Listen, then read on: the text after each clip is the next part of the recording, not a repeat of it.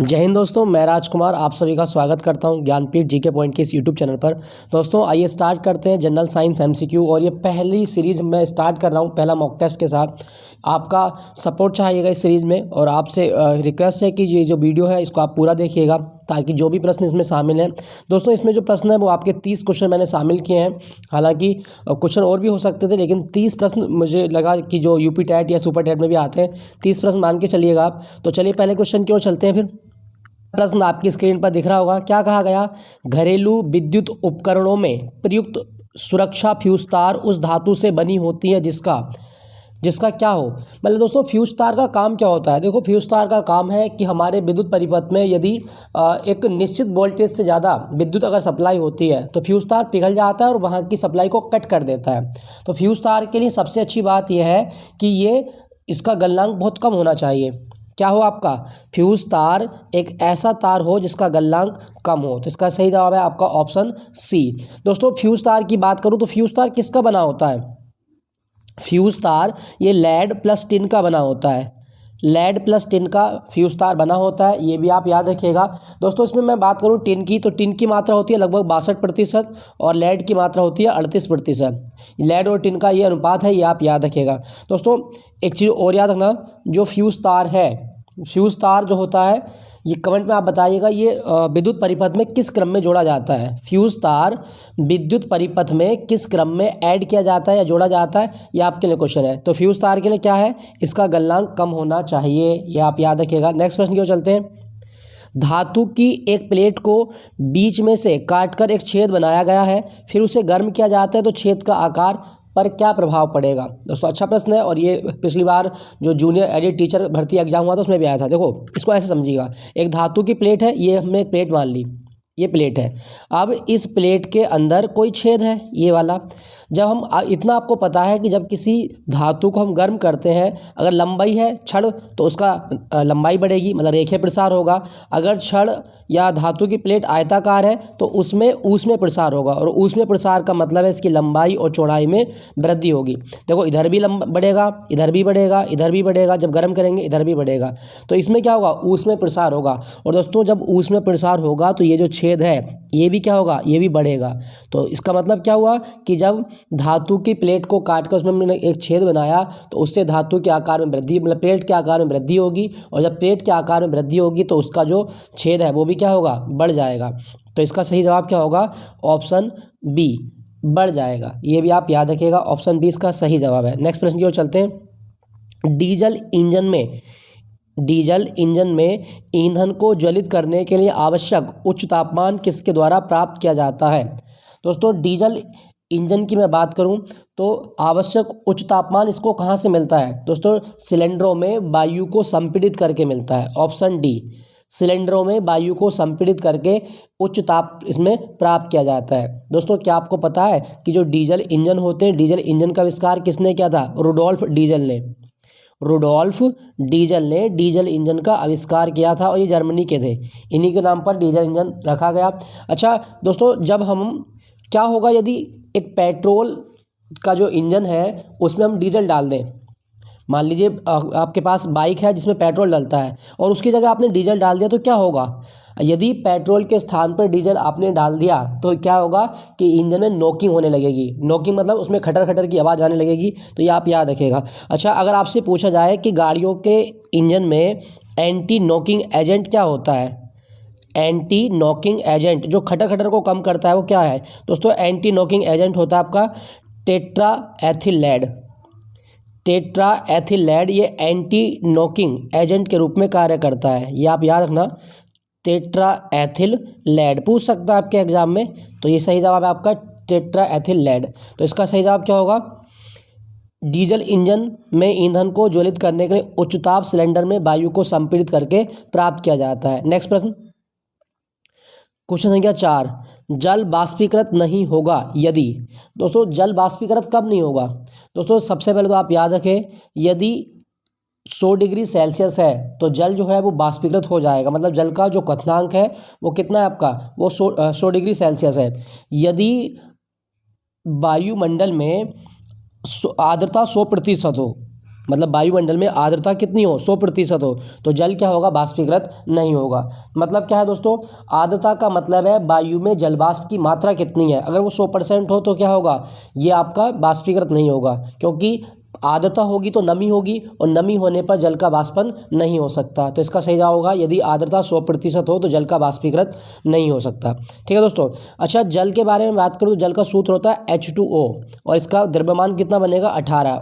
Oxygen का 16 और hydrogen का यहाँ पे हो जाएगा 2, तो 18 द्रव्यमान होता है, याद रखिएगा। नेक्स्ट प्रश्न की ओर चलते हैं। रेल की पटरियाँ अपने वक्रों पर किस कारण से पीछे की गई होती हैं। दोस्तों, रेल की पटरियाँ जो होती हैं ये अपने वक्रों पर पीछे बनाई गई होती हैं। क्या कारण है इसका, दोस्तों इसका सही जवाब है रेल के भार के क्षैतिज घटक से आवश्यक अपकेंद्री बल प्राप्त किया जा सके। बाहर की ओर की बात की गई थी, देखो पीछे की ओर, तो इस पीछे की ओर कौन सा आएगा आपका, वो लगेगा आपका अपकेंद्री बल। ये आप याद रखना। वृत्ताकार पथ के केंद्र से बाहर की ओर लगने वाला बल क्या होता है, वो अपकेंद्री बल होता है। दोस्तों मैं बात करूं अपकेंद्री बल की, यदि आपके एग्जाम में आए कि वॉशिंग मशीन कौन से बल के सिद्धांत पर कार्य करती है, दोस्तों वॉशिंग मशीन अपकेंद्री बल के सिद्धांत पर कार्य करती है। और क्रीम निकालने की जो मशीन होती है, जो सेपरेटर होता है, क्रीम निकालने की मशीन, ये भी अपकेंद्र बल के सिद्धांत पर कार्य करती है। ये भी आप याद रखिएगा। तो इसका सही जवाब क्या है, रेल के भार के क्षैतिज घटक से आवश्यक अपकेंद्री बल प्राप्त किया जा सकता है, इस कारण से जो पटरियाँ होती है वो वक्रों पर पीछे की गई होती हैं। नेक्स्ट प्रश्न की ओर, क्वेश्चन संख्या 6। जब किसी वस्तु को पृथ्वी से चांद पर ले जाया जाता है तो उसमें क्या बदलाव आएगा। दोस्तों जब किसी वस्तु को पृथ्वी से चांद पर लेके जाएंगे तो उसका भार बदल जाएगा, लेकिन द्रव्यमान में कभी भी परिवर्तन नहीं होगा। तो सही जवाब है आपका ऑप्शन सी, भार बदल जाता है परंतु द्रव्यमान में कोई परिवर्तन नहीं होता। जब भार क्यों बदलता है दोस्तों, आपने पढ़ा भार W बराबर होता है mg, यही तो है। मतलब जी का मान अगर बदला, जी का मान घटा या बढ़ा तो भार के मान में अंतर आएगा। चंद्रमा पर भार पृथ्वी के भार की तुलना में कम होता है, इसीलिए उसका भार क्या होगा, कम हो जाएगा। आपको और आसान शब्दों में बताता हूँ दोस्तों। मान लीजिए कोई वस्तु पृथ्वी पर 300 न्यूटन भार की है, चंद्रमा पर इसका भार कितना होगा। दोस्तों चंद्रमा पर इसका भार होगा इसका 1/6, हमेशा 1/6 होता है, तो चंद्रमा पर कितना होगा, 50 न्यूटन। यदि कोई वस्तु पृथ्वी पर 300 न्यूटन भार की है तो चंद्रमा पर इसका भार 50 न्यूटन होगा, क्योंकि इसको आप काट देंगे तो 50 आ जाएगा। अच्छा, अगर कोई वस्तु पृथ्वी पर 100 किलोग्राम द्रव्यमान की है, 100 किलोग्राम द्रव्यमान की है, तो चंद्रमा पे कितना होगा इसका द्रव्यमान। दोस्तों द्रव्यमान की बात हो रही है तो द्रव्यमान कभी भी चेंज नहीं होता, द्रव्यमान 100 किलोग्राम ही रहेगा, ये आप याद रखने। तो पृथ्वी से चांद पर ले जाने पर वस्तु का भार बदल जाता है, लेकिन द्रव्यमान में कोई भी परिवर्तन नहीं होता। नेक्स्ट प्रश्न की आपका, ज़्यादा ऊंचाई पर सांस लेने में कठिनाई क्यों होती है। दोस्तों ज़्यादा ऊंचाई पर सांस लेने में कठिनाई का कारण क्या है, तो आप को पता होगा जितनी ऊंचाई होगी उतना दाब कम होता जाता है। तो इसका सही जवाब क्या होगा, दाब कम होने के कारण जो सांस लेने में कठिनाई होती है। ठीक है दोस्तों आपको पता है कि पृथ्वी के निकट समुद्र तल से प्रति 110 मीटर की ऊंचाई पर जाने पर वायुदाब लगभग 1 सेंटीमीटर क्या होता है, कम होता जाता है। इसीलिए ज़्यादा ऊंचाई पर सांस लेने में कठिनाई होती है। पृथ्वी के चारों ओर जो उपस्थित वायु है, विभिन्न गैसों का जो मतलब आवरण है उसे वायुमंडल बोलते हैं। और वायुमंडल जो दाब होता है, वायुमंडल दाब कितना मानते हैं हम, वायुमंडल दाब होता है 1 ATM, इसको माने आप, तो इसमें आप सांस ले सकते हैं, लेकिन दाब जैसे ही कम होगा आपको सांस लेने में दिक्कत होने लगेगी। दोस्तों मैं बात करूं सांस लेने के बारे में, तो आपको पता है कि यूपनिया क्या होता है, यूपनिया क्या होता है, ये मेडिकल टर्म है, कभी आपके एग्जाम में आए कि यूपनिया क्या है। दोस्तों मानव की सामान्य श्वसन दर को क्या कहा जाता है, मानव की सामान्य श्वसन दर को यूपनिया कहा जाता है। याद रखना इसके बारे में, कभी क्वेश्चन आए कि यूपनिया क्या है, सामान्य श्वसन दर। और एक मानव की सामान्य श्वसन दर कितनी होती है दोस्तों, NCERT के अकॉर्डिंग 12 से 16 बार प्रति मिनट होती है, 12 से 16 बार प्रति मिनट एक मानव की सामान्य श्वसन दर होती है। और सामान्य श्वसन दर को क्या कहा जाता है, यूपनिया कहा जाता है, ये आप याद रखना। अच्छा ये तो होगी यूपनिया की बात। अगर आपसे पूछे कि एपनिया क्या होता है, एपनिया, दोस्तों एपनिया का मतलब है जब किसी व्यक्ति की सांस रुक चुकी है, तो श्वसन या जो सांस है, यूपनिया मतलब शुरू होना, और एपनिया का मतलब है श्वसन बंद होना। एपनिया क्या है? सांस का बंद होना। क्या बोलते हैं? इसको बोलते हैं एपनिया बोला जाता है। तो दोनों आप याद रखना। यूपनिया क्या है? यूपनिया सामान्य श्वसन दर, और एपनिया जब सांस बंद हो जाती है। दोस्तों आपको एक चीज़ याद रखनी है, स्पाइरोमीटर क्या होता है? स्पाइरोमीटर क्या होता है? कभी आपके एग्जाम में आए तो आप याद रखना, श्वसन दर मापने का यंत्र। स्पाइरोमीटर से क्या मापते हैं हम? श्वसन दर मापते हैं, ये भी आप याद रखना, स्पाइरोमीटर। तो इसका सही जवाब क्या होगा? अधिक ऊंचाई पर सांस लेने में कठिनाई कम वायु दाब के कारण होती है। सूर्य से पृथ्वी तक प्रकाश पहुंचने में कितना समय लगता है? दोस्तों सूर्य से पृथ्वी तक प्रकाश पहुंचने में जो समय लगता है वो है 8 मिनट 20 सेकंड। सही जवाब है इसका ऑप्शन सी, 8 मिनट 20 सेकंड। और दोस्तों मैं आपको एक चीज़ बता दूं, जो सूर्य से पृथ्वी की दूरी है ये कितनी है? यह है 149.6 मिलियन किलोमीटर। 149.6 मिलियन किलोमीटर ये सूर्य से पृथ्वी की एक औसत दूरी मानी जाती है। दोस्तों क्या आपको पता है कि सूर्य जो है इसमें अधिकांश भाग किसका है? दोस्तों सूर्य में अधिकांश भाग हाइड्रोजन का होता है, ये भी आप याद रखना। हाइड्रोजन का अधिकांश भाग है सूर्य में, और सूर्य में हाइड्रोजन का संलयन होता रहता है। नाभिकीय संलयन की क्रिया के कारण ही जो सूर्य है इसकी अपार ऊर्जा बनती रहती है, कभी खत्म नहीं होती, ये भी आप याद रखिएगा। दोस्तों सूर्य की आयु कितनी है? अगर आपसे पूछे तो सूर्य की आयु है 4.6 बिलियन वर्ष, ये भी आपसे पूछा जा सकता है, 4.6 बिलियन वर्ष। अच्छा भारत का क्या कोई सूर्य मिशन होगा? दोस्तों इसरो का सूर्य मिशन होगा आदित्य L1, ये भी आप याद रखना, आदित्य L1।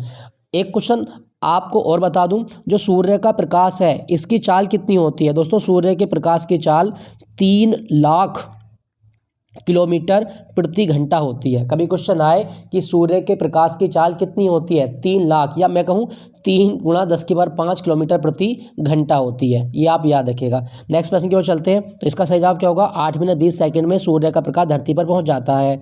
नेक्स्ट प्रश्न, प्रत्यक्ष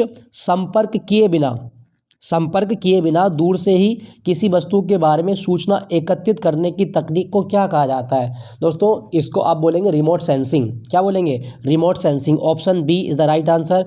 जैसे मान लीजिए इसरो है, इसरो अंतरिक्ष में बैठे हुए अपने उपग्रहों को रेगुलेट करता रहता है, वो क्या तकनीक है? रिमोट सेंसिंग के द्वारा, तो वो है आपका रिमोट सेंसिंग। दोस्तों क्या आपको पता है कि भारतीय या राष्ट्रीय रिमोट सेंसिंग केंद्र कहाँ पर है? भारत में राष्ट्रीय रिमोट सेंसिंग केंद्र कहाँ पर है? तो दोस्तों आप याद रखना, भारत में जो हैदराबाद है, हैदराबाद में इसरो का राष्ट्रीय रिमोट सेंसिंग केंद्र है, ये आप याद रखना, रिमोट सेंसिंग केंद्र। और रिमोट जो होता है ये एक गाइडेड सिस्टम है, एक निर्देशित सिस्टम होता है, ये आप याद रखना। रिमोट सेंसिंग केंद्र हैदराबाद। नेक्स्ट प्रश्न की ओर चलते हैं। क्वेश्चन संख्या 10 क्या कहा गया? सूची 1 को सूची 2 से मिलान करना है। दोस्तों पहले मैं बात करूं फैराडे के बारे में। फैराडे ने किसका नियम दिया था? दोस्तों फैराडे ने नियम दिया था, ये दिया था विद्युत धारिता का। फैराडे का नियम विद्युत धारिता। उसके बाद में गोस का नियम है चुंबकीय प्रेरण। अच्छा ये थोड़ा गलत हो रहा है, इसको दोबारा देख लेते हैं एक बार। देखो हर्ट्ज आवृत्ति का वो है। बोल्ट विभव या विभवांतर का मतलब है। तो यहाँ पे आप देखें जो सी वाला है वो 4 से मेल खाता है, सी वाला 4 से मेल खा रहा है। इसको ऊपर कर लेते हैं ताकि ऑप्शन आपको दिख सके। बोल्ट जो है वो विभवांतर का मात्रक, आवृत्ति का मात्रक हर्ट्ज होता है। तो यहीं से आप देख सकते हैं कि डी वाला किससे मेल खाता है? 1 से मेल खाता है। तो डी वाला 1 से मेल किस में खाएगा दोस्तों? यहाँ पे आप देखें डी वाला 1 से मेल, ऊपर कर लेते हैं यहाँ पे इस तरह से। यहाँ पे आपका बोल्ट विभवांतर, हर्ट्ज आवृत्ति, तो डी वाला 1 से मेल खाता है। देखो यहाँ पे डी वाले में देखें 1 से मेल खा रहा है, ठीक है। तो इसका जवाब क्या होगा? हर्ट्ज आवृत्ति से मेल खाएगा, बोल्ट विभवांतर से, गोस वाला किस में आएगा दोस्तों? गोस वाला आएगा विद्युत चुम्बकीय प्रेरण, और फैराडे आएगा विद्युत धारिता। तो इसका सही जवाब बनेगा 2 3 4 1, मतलब option B is the right answer. याद रखना इसके बारे में। नेक्स्ट प्रश्न, ब्रह्मांड में सबसे अधिक मात्रा में कौन सा तत्व पाया जाता है? दोस्तों ब्रह्मांड में जो सबसे ज़्यादा तत्व मिलेगा वो है आपका हाइड्रोजन। ऑप्शन सी, हाइड्रोजन सबसे ज़्यादा पाया जाता है, ठीक है दोस्तों अगर आपसे पूछा जाए कि ब्रह्मांड का अध्ययन क्या है, तो आप याद रखना कॉस्मोलॉजी। ब्रह्मांड का अध्ययन कॉस्मोलॉजी कहलाता है, ये पूछ सकता है आपके एग्जाम में। तो कॉस्मोलॉजी ये ब्रह्मांड का अध्ययन होता है, ठीक है दोस्तों क्या आपको पता है कि ब्रह्मांड की आयु कितने वर्ष है? ब्रह्मांड की आयु कितने वर्ष मानी जाती है? तो दोस्तों आप याद रखना ब्रह्मांड की आयु है 13 वर्ष, बिलियन और लिखना 13 अरब वर्ष, ब्रह्मांड की आयु 13 अरब वर्ष है, ये भी आप याद रखें। दोस्तों क्या आपको पता है कि ब्रह्मांड की उत्पत्ति का जो सिद्धांत है वो सबसे मान्य सिद्धांत कौन सा है? दोस्तों आप याद रखना, ब्रह्मांड की उत्पत्ति का सबसे मान्य सिद्धांत है बिग बैंग थ्योरी।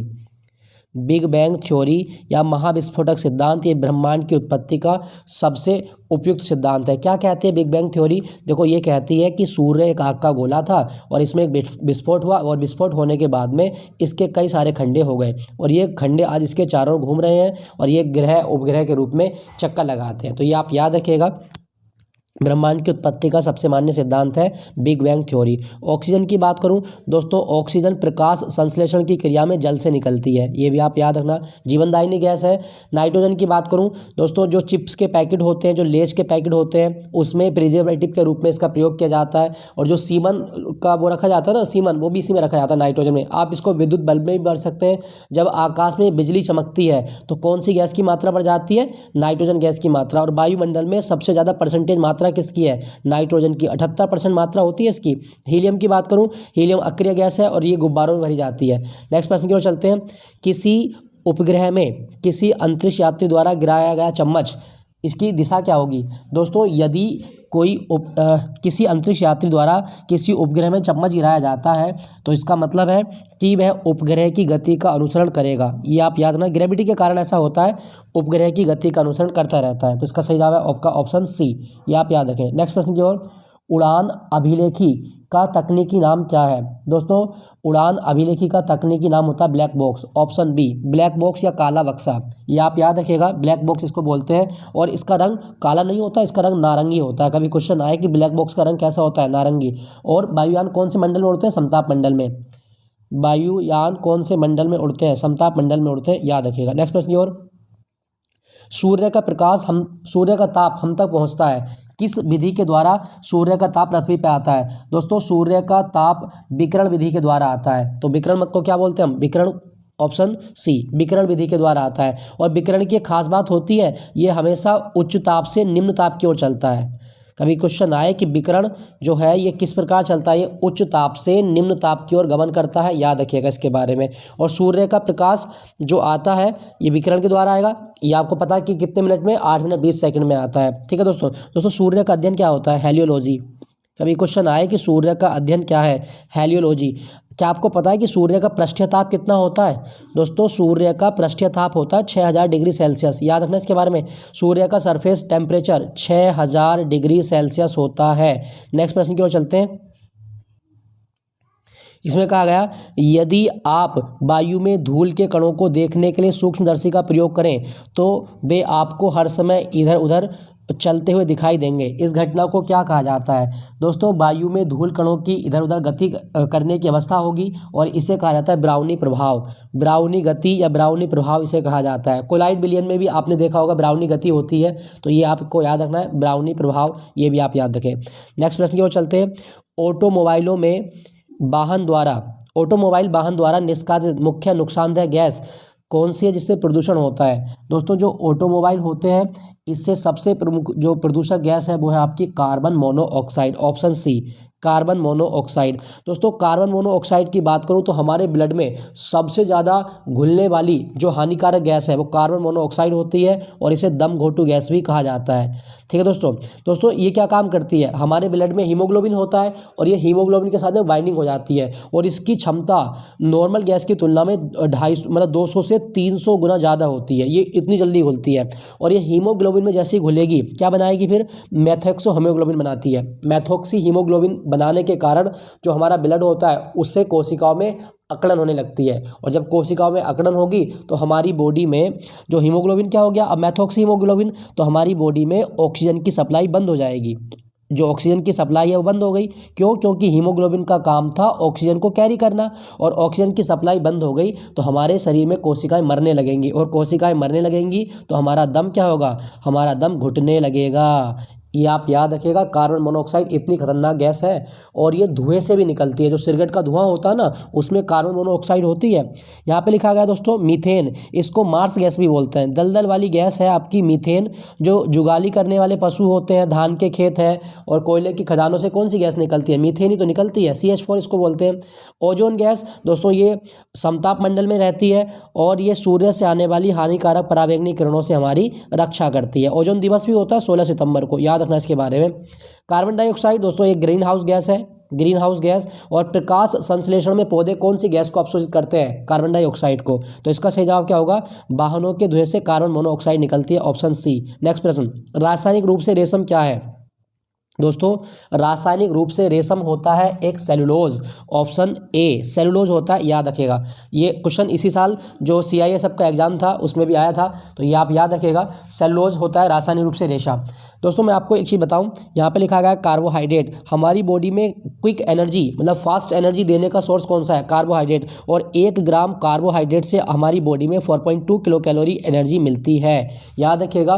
कार्बोहाइड्रेट जो ग्लूकोज होता है वो कार्बोहाइड्रेट ही होता है और 1 ग्राम कार्बोहाइड्रेट से 4.2 किलो कैलोरी ऊर्जा मिलती है। वसा लिखा गया दोस्तों, वसा हमारी बॉडी में जो एडिपोज टिश्यू होते हैं उसमें स्टोर रहती है और 1 ग्राम वसा बराबर 9 किलो कैलोरी, 1 ग्राम वसा बराबर 9 किलो कैलोरी ऊर्जा हमें मिलती है, याद रखना इसके बारे में। प्रोटीन की बात करूं दोस्तों, प्रोटीन की सबसे छोटी इकाई है एमिनो अम्ल, एमिनो अम्ल होती है। और प्रोटीन का काम है हमारे टिश्यू जो ऊतक होते हैं इनको रिपेयर करना। तो टिश्यू को रिपेयर करने का काम, ऊतकों की मरम्मत करने का काम किसका है? वो प्रोटीन का होता है। भारत में प्रोटीन दिवस भी होता है, वो 27 फरवरी को। दोस्तों प्रोटीन की कमी से 2 रोग होते हैं, एक मरेस्मस होता है, मरेस्मस, और एक होता है क्वासियोरकॉर, क्वासियोरकॉर। ये भी आप याद रखना, ये प्रोटीन की कमी से होने वाले रोग हैं, दोनों प्रोटीन के मेल न्यूट्रिशमेंट से होते हैं, मरेस्मस और क्वासियोरकॉर। नेक्स्ट प्रश्न की ओर चलते हैं। तो रासायनिक रूप से रेशा क्या है?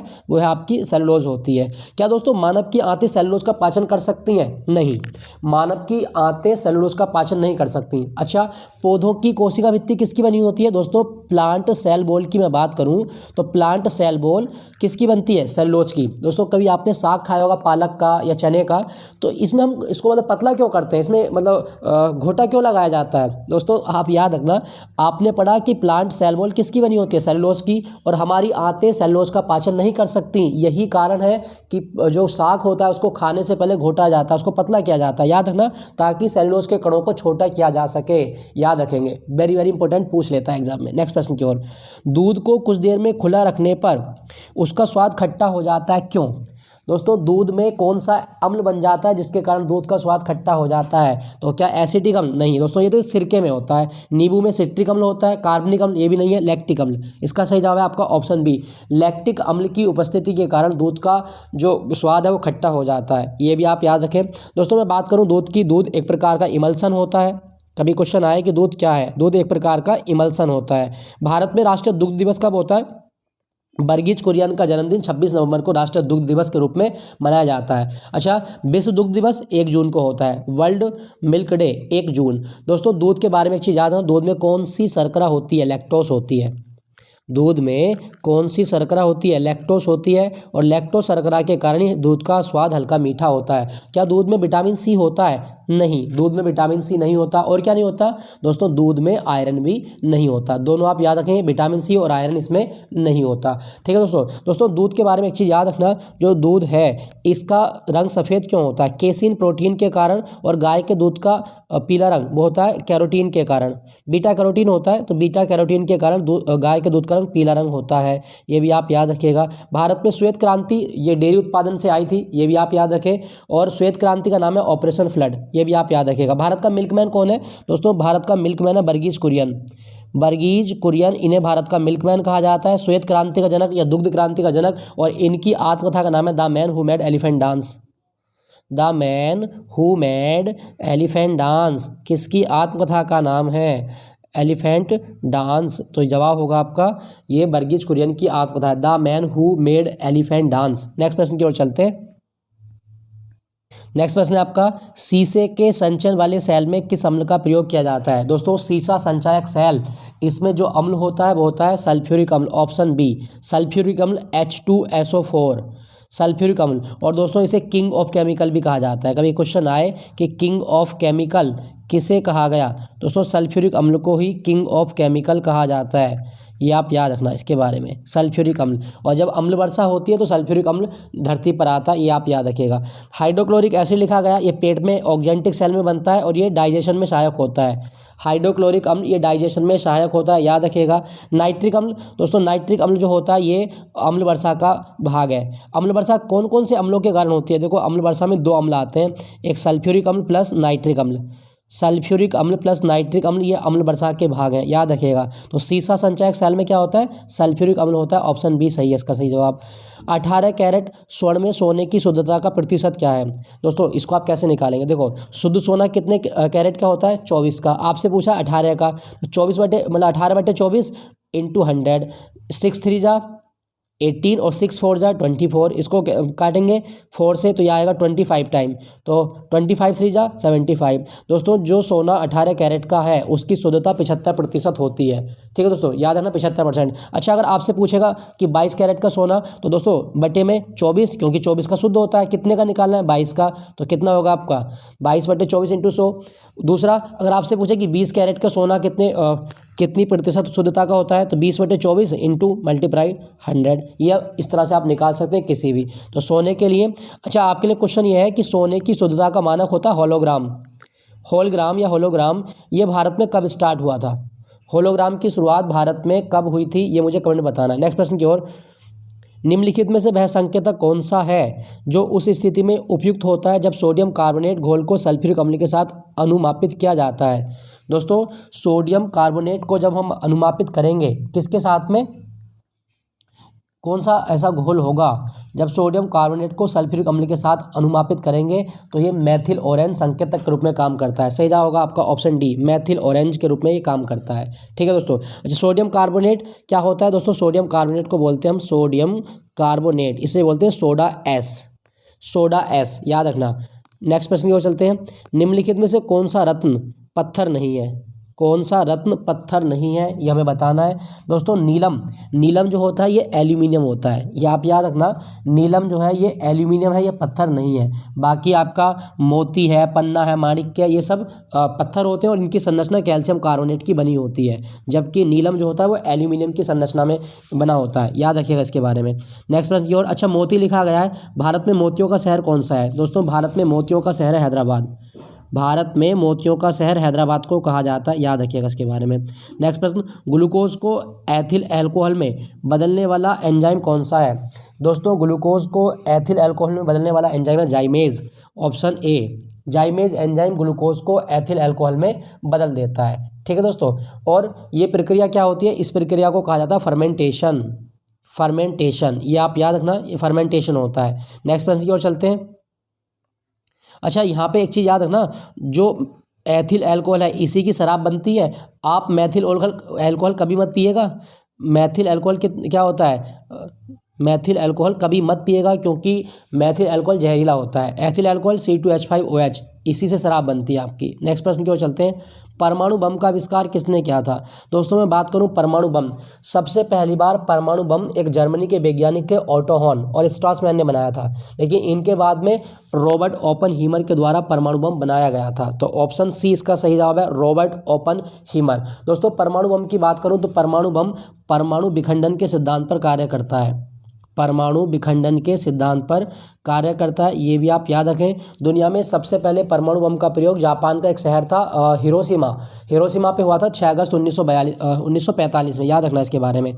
परमाणु बम नाभिकीय विखंडन के सिद्धांत पर किसने बनाया था, रॉबर्ट ओपनहीमर ने। नेक्स्ट प्रश्न, मानव शरीर में वह कौन सा तत्व है जो सामान्य शरीर में सर्वाधिक प्रतिशत मात्रा में पाया जाता है। दोस्तों आपको एक चार्ट दिखाता हूँ पहले, यहाँ पे आप एक चार्ट देख सकते हैं। मानव में सबसे ज़्यादा जो तत्व है वो है आपका ऑक्सीजन। शरीर के कुल वजन का 65% हिस्सा किसका होता है, वो ऑक्सीजन का होता है। आप देख रहे होंगे यहाँ पे ऑक्सीजन, उसके बाद में कार्बन 18.5, फिर हाइड्रोजन है 9.5 और नाइट्रोजन 3.2। तो ये 4 तत्व हैं और ये 4 तत्व 96.2% भाग बनाते हैं हमारे शरीर का, याद रखिएगा इसके बारे में। अच्छा इससे पहले क्वेश्चन, हाँ यही है, तो सबसे ज़्यादा कौन सा तत्व हो गया आपका, वो हो गया आपका ऑक्सीजन हो गया। प्रश्न की ओर लौटते हैं। तो दोस्तों इसका सही जवाब क्या होगा, मानव शरीर में सबसे ज़्यादा मात्रा में पाया जाने वाला तत्व है वो है आपका ऑक्सीजन। उसके बाद में कौन सा है, ऑक्सीजन के बाद में आता है आपका कार्बन, ये आप याद रखिएगा। नेक्स्ट प्रश्न की ओर चलते हैं। क्वेश्चन संख्या 26, चुंबक बनाने के लिए निम्नलिखित में से कौन सी धातु का प्रयोग किया जाता है। दोस्तों चुंबक बनाने के लिए जो धातु प्रयोग होती है वो धातु होती है आपकी एल्निको। एल्निको, इसका सही जवाब क्या होगा, ऑप्शन डी, एल्निको का प्रयोग किया जाता है। अच्छा एल्निको क्या होती है दोस्तों, एल्निको का मतलब है लोहा मतलब iron plus aluminium plus nickel plus cobalt मतलब आयरन, एल्यूमिनियम, निकिल और कोबाल्ट, इनका प्रयोग चुंबक बनाने के लिए किया जाता है। और चुंबक जो होते हैं वो हमेशा नर्म लोहे के बनाए जाते हैं, ये भी आप याद रखना। नेक्स्ट प्रश्न की ओर चलते हैं। आयोडीन,